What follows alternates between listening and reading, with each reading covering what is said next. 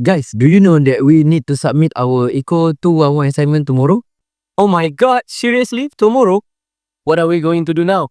Right now, we should choose a country that have a inflation issue. So, what country should we pick? I think we should pick Sudan. Why Sudan? Oh, you don't know? In Sudan, money doesn't have a value. Sudan is large country in North Africa. People come to around 15.5 million people, half of the population under age of 50. Unfortunately, this young population face these challenges like unemployment and lack of education. The country mainly depends on agriculture, livestock and gold. Since losing most of its oil revenue after Sudan dependence in 2011, Sudan's economy has struggled badly. Inflation in Sudan has reached extreme levels. In October 2024, inflation hits around 211%, and although it slightly dropped by 188% by December, everyday essentials like bread, oil, and fuel became unaffordable. War, broken supply chains, and excessive money printing made the situation even worse. Sudan is facing multiple types of inflation. Cost push inflation because of war damage, growth, and fuel shortage. Demand pull inflation. Too many people chasing too few goods after being displaced by war. Structural inflation caused by a long-term economic weakness like poor infrastructure and import dependence. Now, let's take a closer look at the theory behind Sudan inflation. Actually, this question is random. It fits several major economic theory that explain why prices have gone out of control. First is demand pull inflation. This happens when the demand for goods is greater than what's available. After the war broke in 2023, millions of people were forced to flee from rural area cities like Port Sudan. This caused a sudden spike in demand for food, housing, and care in urban areas. But the supplier could keep up, and as a result, price shot out. Next, costful inflation. War damage key agriculture region and blocked transportation routes. That's where fuel shortage too. So when the cost of produce and transport goods increase, sales rise, price to survive. Simple thing like cooking oil become 10 years expensive, 10 times more expensive just a few ago. We have another important theory is the quantity theory of money. The Sudan government print too much money to fund military spending and cover its budget. But printing money without increasing production only make a thing worse.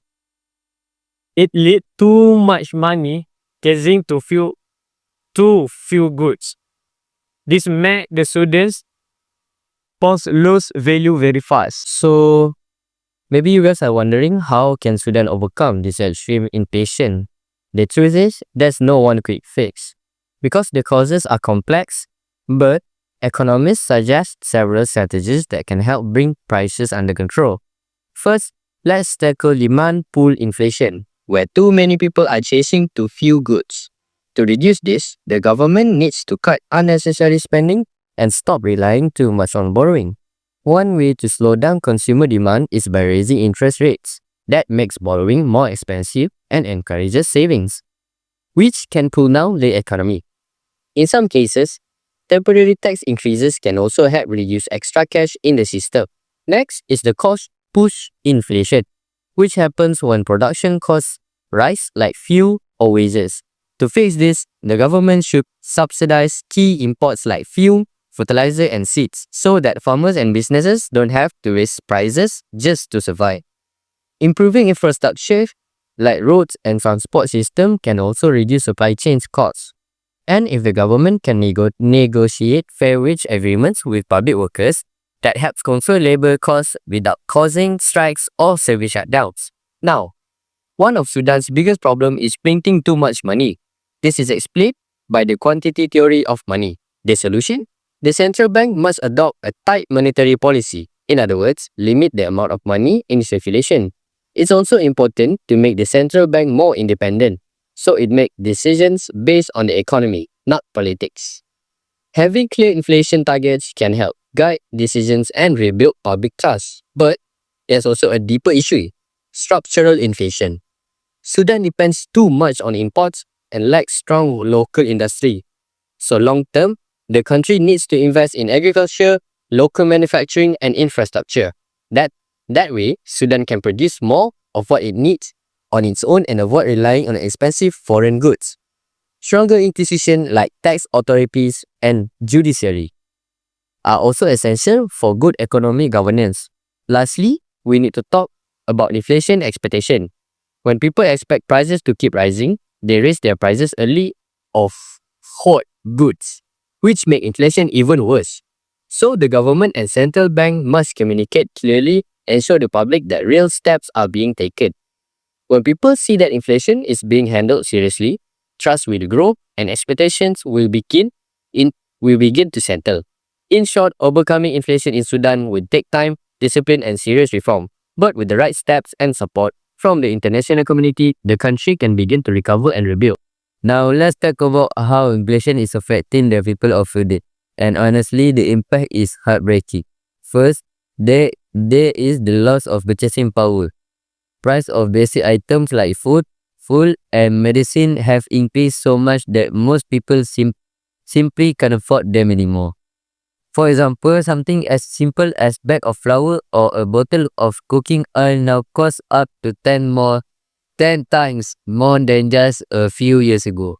But wigs, they have stayed the same. So imagine earning the same amount but only being able to buy a small fraction of what you used to. This has pushed millions of people below the poverty line.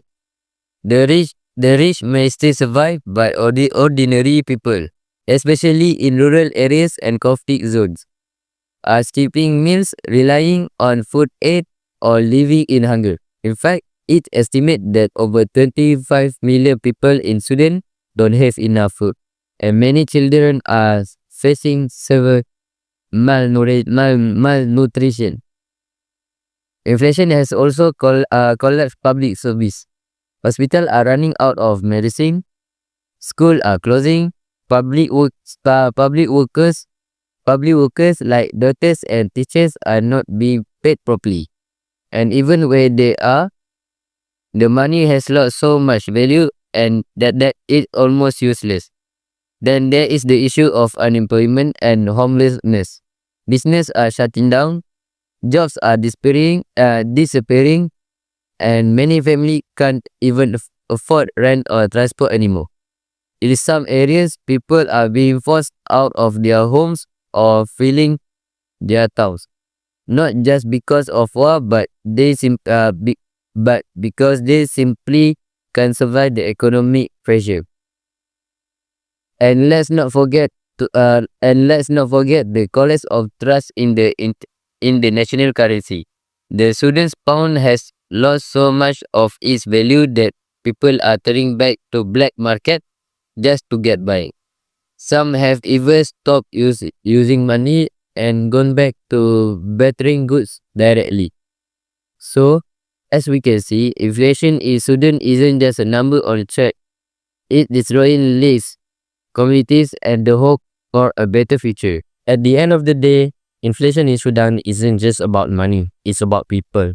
It's about families skipping meals, children going to sleep hungry, hospital with no medicine, teachers working without pay, and millions living with no sense of security. This isn't just an economic failure, it's a human tragedy.